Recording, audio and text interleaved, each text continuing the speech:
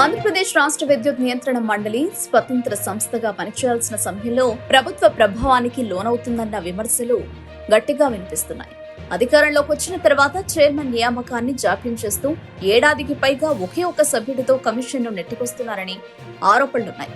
వేల కోట్ల విద్యుత్ కొనుగోలు ఒప్పందాలు, డిస్కంల ఏఆర్ఆర్లపై నిర్ణయాలు తీసుకునే కీలక సంస్థకు పూర్తి స్థాయి చైర్మన్ లేకపోవడం ప్రజాహితానికి హానికరమని నిపుణులు అంటున్నారు.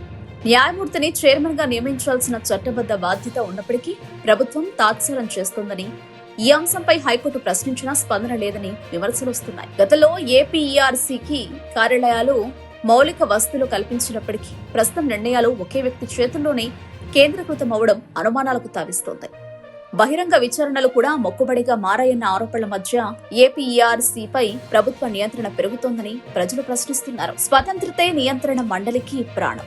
అది దెబ్బతింటే విద్యుత్ రంగంలో పారదర్శకత, ప్రజల ప్రయోజనాలు రెండు ప్రమాదంలో పడతాయన్న హెచ్చరికలు వినిపిస్తున్నాయి.